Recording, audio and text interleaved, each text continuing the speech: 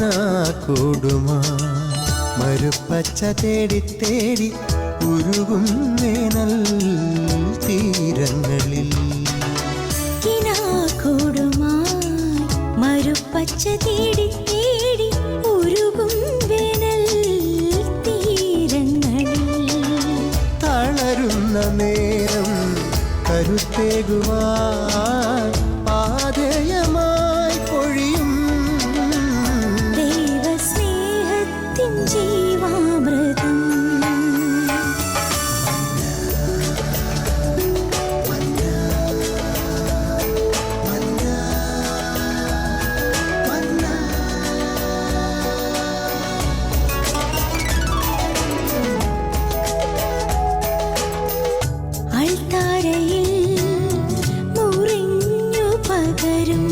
ആത്മയുഗത്തിൻ കൃപയായൊഴുകും അൾത്താരയിൽ മുറിഞ്ഞു പകരും.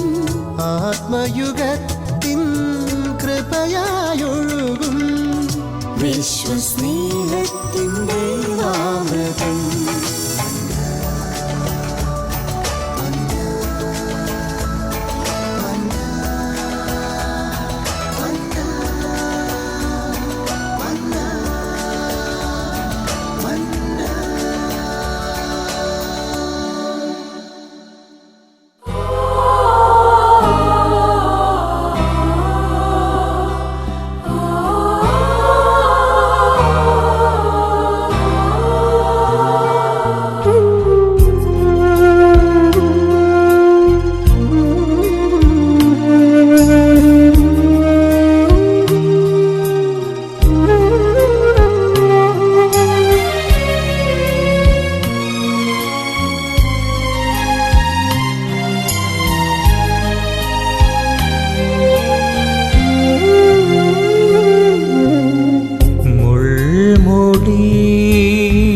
തറഞ്ഞ നിൻ ശിരസിൽ നിന്നൊഴുകും ചോരയിൽ എൻ ശിരസും ഞാനെന്ന ഭാവവും യേശുവേ നീ കഴുകണമേ. യേശുവേ നീ കഴുകണമേ. മുൾമുടി തറഞ്ഞ നിൻ ശിരസിൽ നിന്നൊഴുകും ചോരയിൽ എൻ ശിരസും ഞാനെന്ന ഭാവവും യേശുവേ നീ കഴുകണമേ. യേശുവേ നീ കഴുകണമേ.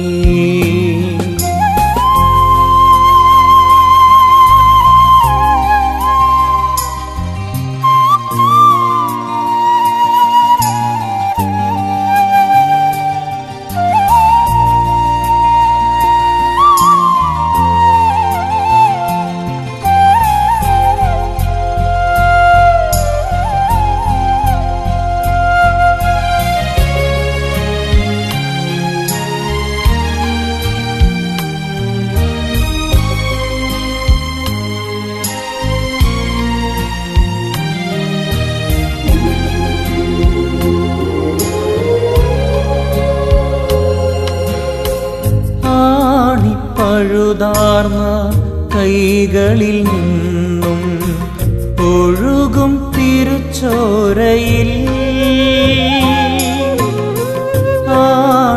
ആണിപ്പഴുതാർന്ന കൈകളിൽ നിന്നും ഒഴുകും തിരുച്ചോരയിൽ എൻ കൈകളും നീചപ്രവൃത്തിയും യേശുവേ നീ കഴുകണമേ. യേശുവേ നീ കഴുകണമേ. എൻ കൈകളും നീചപ്രവൃത്തിയും യേശുവേ നീ കഴുകണമേ. യേശു നൽകണമേ.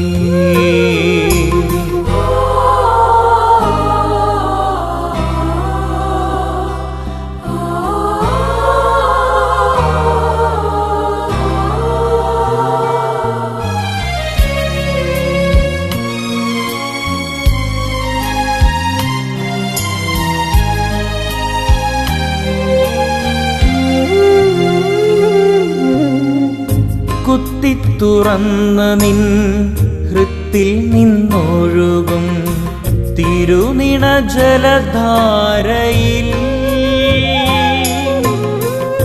കുത്തിത്തുറന്ന നിൻ ഹൃത്തിൽ നിന്നൊഴുകും തിരുനിണ ജലധാരയിൽ സമ്പൂർണമായെന്നെ കഴുകിത്തുടയ്ക്കണേ. സ്നേഹമെന്നിൽ നിറയ്ക്കണമേ, സ്നേഹമെന്നിൽ നിറയ്ക്കണമേ. സമ്പൂർണമായെന്നെ കഴുകിത്തുടയ്ക്കണേ. സ്നേഹമെന്നിൽ നിറയ്ക്കണമേ, സ്നേഹമെന്നിൽ നിറയ്ക്കണമേ. മുൾമുടി തറഞ്ഞ നിൻ ശിരസിൽ നിന്നൊഴുകും ചോരയിൽ എൻ ശിരസും ഞാനെന്ന ഭാവവും യേശുവേ നീ കഴുകണമേ, യേശുവേ നീ കഴുകണമേ.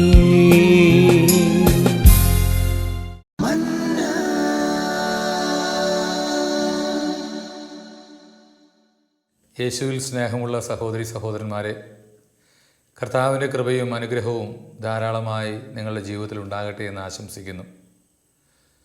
നമ്മുടെ സഹന ജീവിതത്തെ വളരെ ശക്തമായി നേരിടുവാൻ, നമ്മുടെ സഹനങ്ങളെയൊക്കെ സന്തോഷപൂർവ്വം സ്വീകരിക്കുവാൻ നമ്മെ സഹായിക്കുന്ന ചില ചിന്തകൾ നിങ്ങളുമായിട്ട് പങ്കിടുവാനായിട്ട് ഞാൻ ആഗ്രഹിക്കുകയാണ്. വിശുദ്ധ പത്രോസ് ശ്ലീഹ എഴുതിയ 1-ാം ലേഖനം 5-ാം അധ്യായം 10-ാം തിരുവചനമാണ് നമ്മുടെ ഇന്നത്തെ വചന വിചിന്തനത്തിൻ്റെ വിഷയം. അവിടെ ഇങ്ങനെയാണ് നമ്മൾ കാണുന്നത്: അല്പകാലത്തെ സഹനത്തിന് ശേഷം ദൈവം നിങ്ങളെ സ്ഥിരീകരിക്കുകയും പൂർണ്ണരാക്കുകയും ശക്തിപ്പെടുത്തുകയും ചെയ്യും. വചനം നമുക്ക് ഇങ്ങനെ ശ്രവിക്കാം: അനുഗ്രഹദാതാവായ ദൈവം നിങ്ങളെ അല്പകാല സഹനത്തിന് ശേഷം പൂർണ്ണരാക്കുകയും സ്ഥിരീകരിക്കുകയും ശക്തിപ്പെടുത്തുകയും ചെയ്യും. 3 കാര്യങ്ങളാണ് നമ്മുടെ ജീവിതത്തിലെ സഹനത്തിലൂടെ സംഭവിക്കുന്നത്. നമ്മുടെ സഹനങ്ങളെ ഏറ്റെടുക്കാനുള്ള, വെല്ലുവിളികളെ ഏറ്റെടുക്കാനുള്ള വലിയ കൃപ കർത്താവ് നമുക്ക് പ്രദാനം ചെയ്തിട്ടുണ്ട്. കർത്താവ് പറഞ്ഞിട്ടുണ്ട്, എന്നെ അനുഗമിക്കുവാൻ ആഗ്രഹിക്കുന്നവരെല്ലാം തൻ്റെ കുരിശുമെടുത്ത് തന്നെ തന്നെ പരിത്യജിച്ച് എൻ്റെ പിറകെ വരട്ടെ എന്ന്. പക്ഷേ നമുക്ക് പലപ്പോഴും നമ്മുടെ കുരിശുമെടുത്ത് കർത്താവിനെ അനുഗമിക്കാനായിട്ട് താല്പര്യമില്ല. നമ്മളെല്ലാവരും തന്നെ ആഗ്രഹിക്കുന്നത് നമ്മുടെ കുരിശുകളെല്ലാം എങ്ങനെയെങ്കിലും നമ്മുടെ ചുമലിൽ നിന്ന് ഇറങ്ങിപ്പോകട്ടെ എന്നുള്ളതാണ്. ഇന്ന് ഓരോ ധ്യാന കേന്ദ്രങ്ങളിലും ഓരോ തീർത്ഥാടന സ്ഥലങ്ങളിലും മനുഷ്യർ ഓടിക്കൂടുന്നതിൻ്റെ ഒരു പ്രധാനപ്പെട്ട കാരണം ഈ സഹനങ്ങളിൽ നിന്ന് എങ്ങനെ രക്ഷപ്പെടാൻ സാധിക്കും എന്ന് ചിന്തിച്ചുകൊണ്ടാണ്. പക്ഷേ ഓരോ അവസരങ്ങളിലും കർത്താവ് നമുക്ക് സഹനത്തിൽ നിന്ന് മോചനം നൽകുന്നുണ്ട് എങ്കിലും വീണ്ടും അല്പകാലം കഴിയുമ്പോൾ നമ്മുടെ ജീവിതത്തിൽ പുതിയ സഹനങ്ങളുണ്ടാകുന്നു. സഹനങ്ങളിൽ മടുപ്പ് കൂടാതെ കർത്താവിൻ്റെ ഇംഗിതം തിരിച്ചറിഞ്ഞ് അവയെ അനുഗ്രഹമാക്കി മാറ്റുവാനുള്ള വഴിയാണ് പത്രോസ് ശ്ലീഹ നമ്മെ ഉത്ബോധിപ്പിക്കുന്നത്. അതുകൊണ്ട് ഈ 3 ആശയങ്ങൾ നമുക്ക് ശ്രദ്ധിക്കാം. 1, അല്പകാലത്തെ സഹനത്തിന് ശേഷം അവിടുന്ന് നമ്മെ പൂർണ്ണരാക്കുന്നു. 2, അവിടുന്ന് നമ്മെ സ്ഥിരീകരിക്കുന്നു. 3, അവിടുന്ന് നമ്മെ ശക്തിപ്പെടുത്തുന്നു. എന്താണ് കർത്താവ് നമ്മെ പൂർണ്ണരാക്കുക എന്നുള്ളത് കൊണ്ട് ഉദ്ദേശിക്കുന്നത്? നമുക്കറിയാം, ദൈവം നമ്മെ വിളിച്ചിരിക്കുന്നത് പൂർണ്ണതയിലേക്കാണ്. എൻ്റെ സ്വർഗസ്ഥനായ പിതാവ് പരിപൂർണരായിരിക്കുന്നത് പോലെ നിങ്ങളും പരിപൂർണരായിരിക്കുവിനെന്നാണ് കർത്താവ് പറഞ്ഞത്. നമുക്ക് ഈ ഒരു തിരിച്ചറിവുണ്ടാകണം. പരിപൂർണതയിലേക്ക് ഈശോ നമ്മെ വിളിച്ചിരിക്കുന്നു. പരിപൂർണതയിൽ ദൈവം നമ്മെ സഹായിക്കുന്നു. പരിപൂർണനാക്കുവാനായിട്ട് ദൈവം നമുക്ക് അവസരം നൽകുന്നു. എൻ്റെ പ്രിയപ്പെട്ട സഹോദരങ്ങളെ, നമ്മുടെ ആത്മീയ ജീവിതത്തിൽ പരിപൂർണത ഉള്ളവരായി മാറണമെന്ന് കർത്താവ് ആഗ്രഹിക്കുന്നു. അതുകൊണ്ട് തന്നെ നമ്മളിലുള്ള അശുദ്ധിയെല്ലാം നീക്കാനായിട്ട് കർത്താവ് കണ്ടെത്തിയ ഒരു മാർഗമാണ് നമ്മുടെ ജീവിതത്തിലെ ഇത്തരം സഹനങ്ങൾ എന്ന് നമ്മൾ മനസ്സിലാക്കണം. പ്രഭാഷകന്റെ പുസ്തകം 2-ാം അധ്യായം 5-ാം വചനം ഇങ്ങനെയാണ്: ദൈവം ഒരു സ്വർണ്ണപ്പണിക്കാരനെ പോലെയാണ് നമ്മോട് പെരുമാറുന്നത് എന്ന് സൂചിപ്പിച്ചുകൊണ്ട് അവിടെ നമ്മൾ കാണുന്നു, കർത്താവ് നമ്മെ സഹനത്തിൻ്റെ ചൂളയിൽ വിശുദ്ധീകരിക്കുന്നു. ദൈവത്തിന് പ്രിയപ്പെട്ടവരെ കർത്താവ് സഹനത്തിൻ്റെ ചൂളയിൽ ശുദ്ധീകരിക്കുന്നു. സ്വർണം അഗ്നിയിൽ ശുദ്ധി ചെയ്യപ്പെടുന്നു. സഹനത്തിൻ്റെ ചൂളയിൽ കർത്താവിന് സ്വീകാര്യരായ മനുഷ്യരും. സ്വർണത്തെ എങ്ങനെയാണ് തട്ടാൻ, അല്ലെങ്കിൽ സ്വർണ്ണപ്പണിക്കാരൻ എങ്ങനെയാണ് സ്വർണത്തെ ശുദ്ധീകരിക്കുന്നത്? സ്വർണത്തിലെ അഴുക്കുകൾ കളയാനായിട്ട് തട്ടാൻ തൻ്റെ ചട്ടിയിലുള്ള ഉമിയിൽ കിടക്കുന്ന കനലുകളിലേക്ക് സ്വർണത്തിൻ്റെ തരികളെ വെച്ച് അതിലുള്ള അശുദ്ധിയെല്ലാം ചുട്ടുപഴുക്കുന്ന സമയത്ത് നീക്കിക്കളയുന്നത് പോലെ ചുട്ടുപഴുക്കുന്ന അനുഭവങ്ങളിലൂടെ, ചുട്ടുപഴുക്കുന്ന കനലുകളിലൂടെ കർത്താവ് നമ്മെ കൂട്ടിക്കൊണ്ടുപോയി നമ്മളിലുള്ള എല്ലാ വൃത്തിയില്ലാത്തതും അശുദ്ധമായതും പൂർണ്ണമായും ശുദ്ധീകരിക്കുന്ന കാഴ്ച നമുക്ക് കാണുവാൻ സാധിക്കും. യെശയ്യായുടെ പ്രവചന ഗ്രന്ഥത്തിൽ 48-ാം അധ്യായത്തിൽ നമ്മളിപ്രകാരം വായിക്കുന്നുണ്ട്: ഞാൻ നിന്നെ ശുദ്ധീകരിച്ചു, വെള്ളി എന്ന പോലെ ഞാൻ നിന്നെ ശുദ്ധീകരിച്ചു. എങ്ങനെയാണ് കർത്താവ് ശുദ്ധീകരിച്ചത്? കർത്താവ് വെള്ളിയിലെ അഴുക്ക് നീക്കം ചെയ്യുന്നത് പോലെ കർത്താവ് അഗ്നിശോധന ചെയ്യുക. അപ്പോൾ നമ്മളെ ശുദ്ധീകരിക്കാൻ കർത്താവ് കാണുന്ന ഏറ്റവും വലിയ മാർഗമാണ് ഈ സഹനത്തിൻ്റെ വഴി എന്നുള്ളത് നമ്മൾ മനസ്സിലാക്കണം. പലപ്പോഴും നമ്മൾ മനസ്സിലാക്കാതെ പോകുന്ന കാര്യം, ഈ സഹനത്തിലൂടെ എങ്ങനെയാണ് നമ്മൾ ശുദ്ധീകരിക്കപ്പെടുക? നമുക്കറിയാം, നമ്മുടെ വീടുകളിലൊക്കെ ഗേറ്റുകളും അല്ലെങ്കിൽ ഇരുമ്പിൻ്റെ കമ്പികളുമൊക്കെ റീപെയിൻറ്റ് ചെയ്യാറുണ്ട്, നവീകരിക്കാറുണ്ട്. എങ്ങനെയാണ് നവീകരിക്കുക? ഇരുമ്പിൻ്റെ മുകളിൽ, ഇരുമ്പ് കമ്പികളുടെ മുകളിൽ ഉരക്കടലാസിട്ട് ഉരച്ച് നമ്മൾ വൃത്തിയാക്കുന്നു. ഉരക്കടലാസിട്ട് ഉരച്ച് നമ്മൾ വൃത്തിയാക്കുന്നു. പ്രിയപ്പെട്ടവരെ, കർത്താവ് പലപ്പോഴും ഉരക്കടലാസിട്ട് ഉരയ്ക്കുന്നുണ്ട്. ഈ ഉരയ്ക്കലിൻ്റെ പേരാണ് സഹനം. എന്തിനു വേണ്ടിയിട്ടാണ്? കർത്താവിന് നന്നായിട്ട് പെയിൻറ്റ് ചെയ്യണം, കർത്താവിന് നന്നായിട്ട് വിശുദ്ധീകരിക്കണം. ഈ വിശുദ്ധീകരിക്കുന്ന പ്രക്രിയ നടക്കണമെങ്കിൽ അപ്പോഴുള്ള ആ വീർത്തു നിൽക്കുന്ന തുരുമ്പൊക്കെ ഒന്ന് കളയണം. കമ്പിയുടെ മുകളിലുള്ള തുരുമ്പുകൾ കളയണമെങ്കിൽ ഉരക്കടലാസിട്ട് ഉരയ്ക്കണം. ഈ ഉരയ്ക്കുന്ന സമയത്ത് കമ്പിക്ക് വേദനയുണ്ടാകും, പക്ഷേ അതൊന്നും അവിടെ യാതൊരു കാര്യവുമായിട്ട് പരിഗണിക്കുന്നില്ല. കമ്പികളെ ഉരച്ച് കളഞ്ഞ് കർത്താവ് വിശുദ്ധീകരിക്കുന്നത് പോലെ നമ്മളെയും കർത്താവ്, നമ്മുടെ ആത്മാവിനെയും കർത്താവ് ഇങ്ങനെ ഉരച്ച് ശുദ്ധീകരിക്കുക. ആ സമയത്ത് നമുക്കുണ്ടാകുന്ന അനുഭവങ്ങളാണ് ഈ സഹനങ്ങൾ എന്ന് തിരിച്ചറിയാം. പലപ്പോഴും ഈ സഹനങ്ങളെ നമുക്ക് നിസ്സഹായ അവസ്ഥയിൽ വേദനയോടെ, നിരാശയോടെയൊക്കെ അഭിമുഖീകരിക്കേണ്ടതായിട്ട് വരുന്നു. പക്ഷെ നമ്മൾ മനസ്സിലാക്കണം, കർത്താവിൻ്റെ വാക്കുകൾ ഹോസിയ പ്രവാചകൻ്റെ പുസ്തകം 11-ാം അധ്യായം 7-ാം വാക്യം, അവിടെ കർത്താവ് പറയുകയാണ്: എൻ്റെ ജനം എന്നെ വിട്ടകലുവാനായിട്ട് തിടുക്കം കൂട്ടുന്നു. എൻ്റെ ജനം എന്നെ വിട്ടകലുവാനായിട്ട് തിടുക്കം കൂട്ടുന്നു. അതുകൊണ്ട് ഞാൻ അവരുടെ ചുമലിൽ ഒരു നുകം വെച്ചിരിക്കുന്നു. കർത്താവ് നമ്മുടെ ചുമലിൽ ഒരു നുകം വെച്ചിരിക്കുക. എന്താണ് നുകം എന്ന് പറയുന്നത്? കാളകളുടെ അല്ലെങ്കിൽ പോത്തിൻ്റെ തലയിൽ വയ്ക്കുന്ന, ചുമലിൽ വയ്ക്കുന്ന ഒരു ഭാരമേറിയ വസ്തുവാണ് നുകം. പൂട്ടാനായിട്ട് അല്ലെങ്കിൽ കാളവണ്ടി വലിക്കാനായിട്ട് ഉപയോഗിക്കുന്ന ഒരു സാധനമാണ് നുകം എന്ന് പറയുന്നത്. പ്രിയപ്പെട്ടവരെ, ആ നുകം വെച്ച് കഴിഞ്ഞാൽ പിന്നെ പോത്തിൻ്റെ സൗകര്യത്തിന്, കാളയ്ക്ക് കാളയുടെ സൗകര്യത്തിന് നടക്കാൻ പറ്റുകയില്ല. അത് അതിൻ്റെ യജമാനൻ പറയുന്ന രീതിയിൽ നടക്കണം. പ്രിയപ്പെട്ടവരെ, നമ്മുടെ യജമാനായ കർത്താവിനെ വിട്ടകലുവാനായിട്ട് നമ്മൾ തിടുക്കം കൂട്ടുന്നത് കൊണ്ട് നമ്മളെ വിശുദ്ധീകരിക്കാൻ ആഗ്രഹിക്കുന്ന കർത്താവ് തിന്മയുടെ വഴിയിലേക്ക് പോകാതെ നമ്മെ രക്ഷിക്കാൻ വേണ്ടി നമ്മുടെ ചുമലിൽ ഒരു നുകം വെച്ചിരിക്കുന്നു. ഇത് വിശുദ്ധീകരിക്കാൻ വേണ്ടിയുള്ള നുകമാണ്, നമ്മെ ശുദ്ധീകരിക്കാൻ വേണ്ടിയുള്ള നുകമാണ്. അതേ, കർത്താവ് നമ്മോട് പറയുന്ന കാര്യം ഇതാണ്: കർത്താവ് പരിപൂർണതയിലേക്ക് നമ്മെ നയിക്കാൻ, അല്പകാലത്തെ സഹനത്തിന് ശേഷം നമ്മെ പരിപൂർണരാക്കാൻ കർത്താവ് നമ്മുടെ ജീവിതത്തിൽ ഈ സഹനം അനുവദിച്ചിരിക്കുന്നു. രണ്ടാമതായി, കർത്താവ് സഹനം അനുവദിക്കാൻ കാരണം അല്ലെങ്കിൽ സഹനത്തിൻ്റെ വഴിയിലൂടെ നമ്മൾ പോകുമ്പോൾ രണ്ടാമത്തെ കാര്യം കർത്താവ് നമ്മോട് പറയുന്നത് ഇങ്ങനെയാണ്: അല്പകാലത്തെ സഹനത്തിന് ശേഷം നമ്മെ സ്ഥിരീകരിക്കുന്നു, നമ്മളെ ഉറപ്പിച്ചു നിർത്തുന്നു. എന്താണ് ഉറപ്പിച്ചു നിർത്താൻ കാരണം? നമ്മുടെ വേരുകൾ ചിലപ്പോൾ അഴുക്കുചാലുകളിലേക്ക് പോയിട്ടുണ്ടാകാം. അത്തിമരത്തിൻ്റെ ഉപമയിൽ നമ്മൾ കാണുന്നുണ്ട്, മുന്തിരിത്തോട്ടത്തിൻ്റെ നടുവിൽ നട്ടുപിടിപ്പിച്ച അത്തിവൃക്ഷത്തിൽ ഫലങ്ങളുണ്ടോ എന്ന് നോക്കുവാൻ യജമാനൻ വരുന്നു. കൃഷിക്കാരനോട് ചോദിക്കുന്നു, കൃഷിക്കാരാ, ഞാൻ 3 വർഷമായില്ലേ ഇതിൻ്റെ കായ അന്വേഷിച്ച് വരുന്നു, ഫലം അന്വേഷിച്ച് വരുന്നു, എന്തുകൊണ്ടത് കായ്ക്കുന്നില്ല? അതുകൊണ്ട് നമുക്ക് ഒരു കാര്യം ചെയ്യാം, നമുക്ക് അത് വെട്ടിക്കളയാം. എന്തിനാണത് നിലം പാഴാക്കുന്നത്? കർത്താവിൻ്റെ വാക്കുകൾ വളരെ ശക്തമാണ്. പക്ഷേ കർഷകൻ പറയുന്നൊരു കാര്യമുണ്ട്, യജമാനെ 1 വർഷം കൂടി അതവിടെ നിൽക്കട്ടെ, ഞാൻ അതിൻ്റെ ചുവട് കിളച്ച് വളമിട്ട് കൊടുക്കാം. ഇന്ന് കർത്താവ് പലപ്പോഴും നമ്മുടെ ചുവട് കിളയ്ക്കുന്നുണ്ട്. ഉറപ്പിച്ചു നിർത്താൻ വേണ്ടിയിട്ടാണ് ആ കിളയ്ക്കൽ. ഈ കിളയ്ക്കുമ്പോഴൊക്കെ നമ്മുടെ വേരുകൾ പൊട്ടുന്നുണ്ട്. നമ്മുടെ നാട്ടിൻപുറങ്ങളിൽ തെങ്ങുകളുടെ കട മഴക്കാലത്തിന് മുൻപായി കിളയ്ക്കാറുണ്ട്. എന്തിനാണ് അങ്ങനെ കിളയ്ക്കുന്നത്? കുറേ വേരുകളൊക്കെ പൊട്ടും. കിളയ്ക്കുമ്പോൾ കുറേ വേരുകൾ പൊട്ടണം. പൊട്ടിയാലേ പുതിയ വേരുകൾ പുറപ്പെടുകയുള്ളൂ. ദ്രവിച്ചു പോയ വേരുകളൊക്കെ പൊട്ടിപ്പോകണം. നമ്മുടെ ഉള്ളിലും ദ്രവിച്ചു പോയ കുറേ വേരുകളുണ്ട്. നമ്മെ പിടിച്ചു നിർത്താൻ സാധിക്കാത്ത കുറേ വേരുകൾ, ആത്മസംയമനം നഷ്ടപ്പെടുത്തുന്ന കുറേ വേരുകൾ.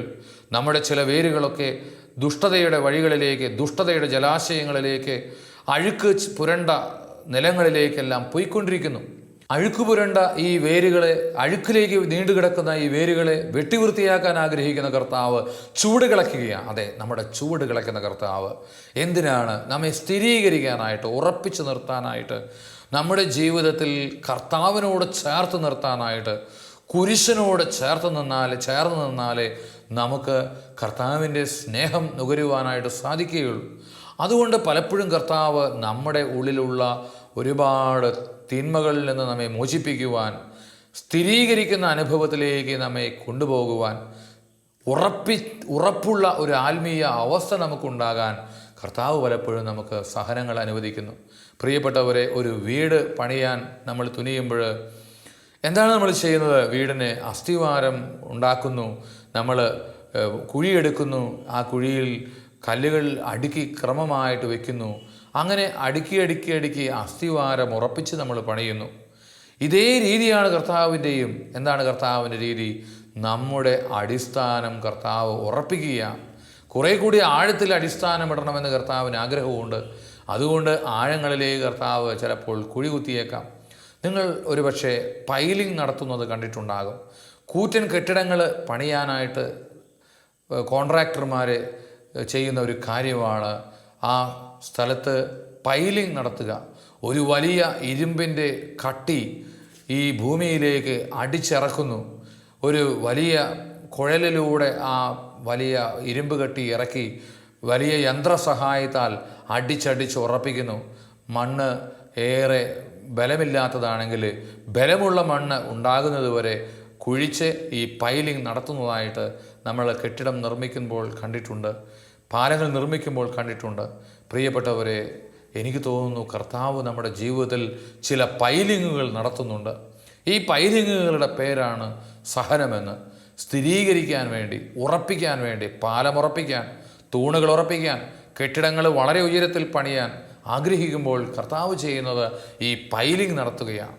നമ്മുടെ ജീവിതത്തിലൊക്കെ ചിലപ്പോൾ പൈലിംഗ് ഉണ്ടാകാറുണ്ട്. അപ്രതീക്ഷിതമായിട്ടാകും നമ്മൾ ഏറ്റവും സന്തോഷകരമായിട്ട് കാണുന്ന പലതിനെയും കർത്താവ് നമ്മൾ എടുത്തു മാറ്റുക. നമ്മൾ ആഗ്രഹിക്കുന്ന പലതും നടക്കാതെ വരിക, പലപ്പോഴും അവഗണനകളും നിന്ദനങ്ങളും ഏൽക്കേണ്ടി വരിക. അപ്പോഴൊക്കെ നമ്മൾ ആലോചിക്കണം, ഈ സഹനത്തിലൂടെയാണ് സ്ഥിരീകരണം ഉണ്ടാകുന്നത്. കാണ്ടമാലിലെ ക്രിസ്ത്യാനികളെ അവിടുത്തെ ഒരുപാട് മനുഷ്യരെ ആക്രമിച്ചപ്പോൾ എല്ലാവരും കരുതി അവിടെ ക്രിസ്തീയത നഷ്ടപ്പെടുമെന്ന്. ഇല്ല, അവിടുത്തെ ക്രിസ്ത്യാനികൾ വർദ്ധിച്ച വീര്യത്തോടെ യേശുവിനെ പ്രഘോഷിക്കുന്ന കാഴ്ചയാണ് പിന്നീടുള്ള വർഷങ്ങളിൽ നമ്മൾ കണ്ടത്.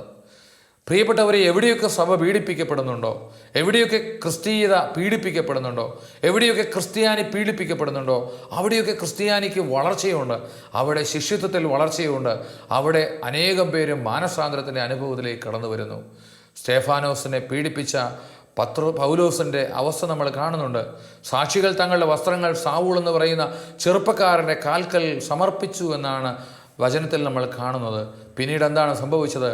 സാവൂൾ പൗലോസായി മാറിയെങ്കിൽ സ്തേഫാനോസിൻ്റെ പീഡനം, സ്തേഫാനോസ് അനുഭവിച്ച വേദന ഒരു വലിയ പ്രേക്ഷിതൻ്റെ, സഭ കണ്ട എക്കാലത്തെയും മികച്ച പ്രേക്ഷിതൻ്റെ ഉത്ഭവത്തിന് കാരണമായി തീർന്നെങ്കിൽ, അവൻ മാനസാന്തരപ്പെടാൻ ഇടയായെങ്കിൽ, സാവൂൾ പൗലോസായി മാറിയെങ്കിൽ തിരിച്ചറിയണം. എന്താണ് തിരിച്ചറിയേണ്ടത്?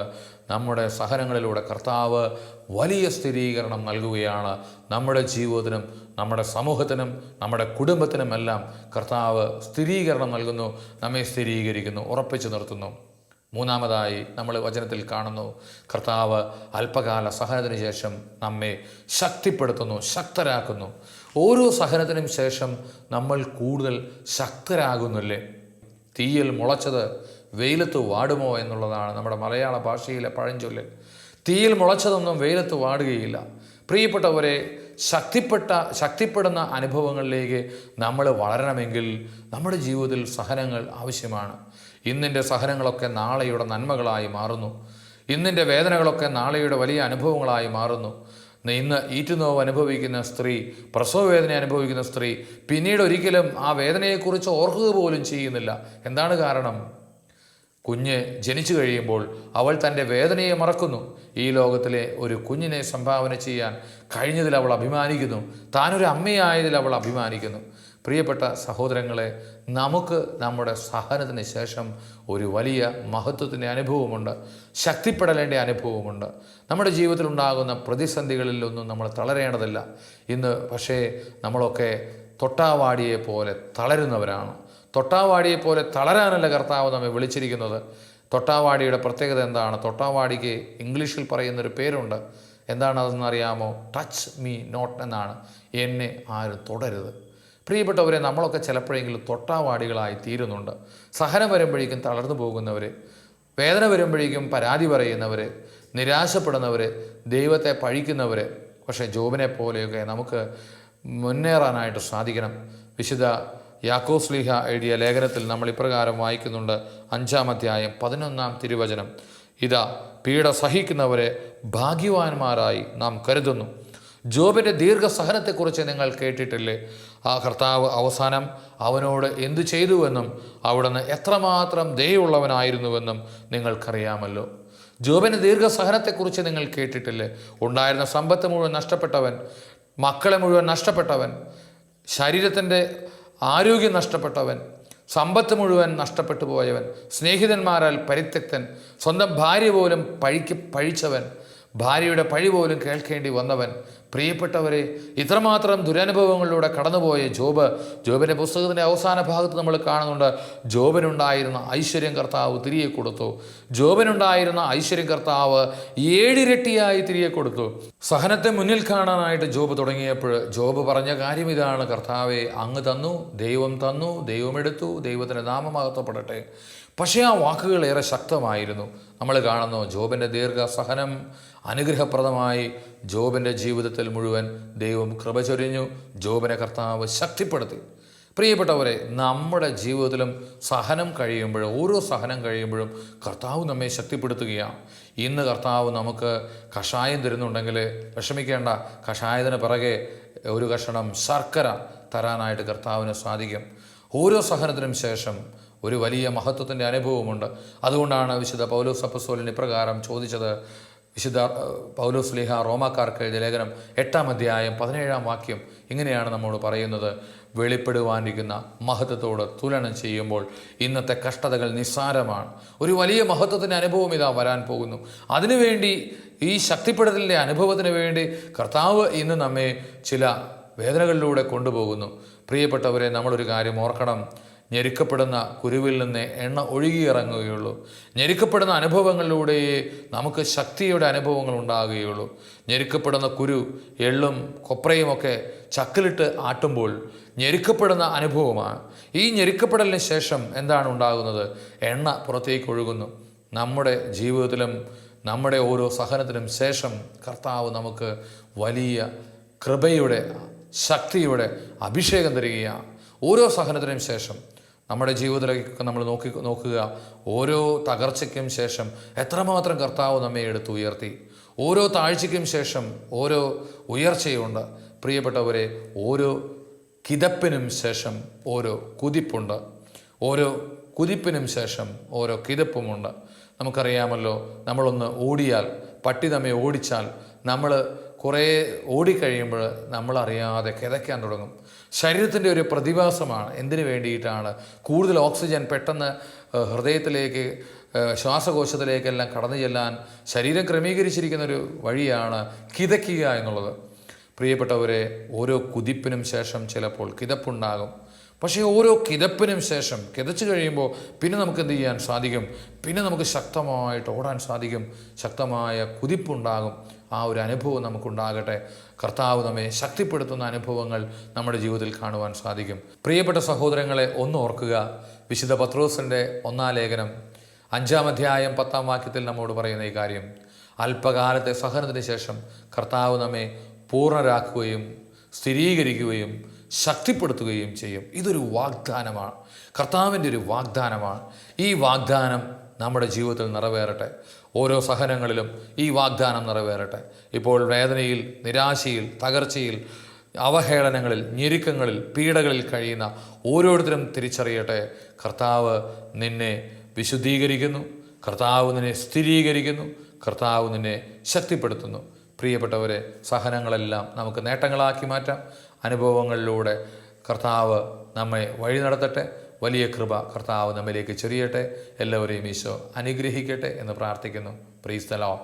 കുരിശ് രക്ഷയുടെ അടയാളമാണ്. സ്നേഹത്തിൻ്റെയും പങ്കുവെക്കലിൻ്റെയും മഹത്തായ അനുഭവം. ആ വലിയ രക്ഷയുടെ സാന്നിധ്യം നമ്മുടെ ജീവിതത്തെ സമ്പൂർണ്ണമാക്കട്ടെ. ഏവർക്കും ക്രിസ്തു സ്നേഹവും സമാധാനവും നേരുന്നു. പ്രാർത്ഥനയിൽ നമുക്ക് പരസ്പരം ഓർമ്മിക്കാം. നിങ്ങളുടെ അഭിപ്രായങ്ങളും നിർദ്ദേശങ്ങളും ഞങ്ങളെ അറിയിക്കാൻ മറക്കരുത്. eldroyvision.uae@gmail.com. വിശ്വസ്നേഹത്തിൻ്റെ അമൃതം.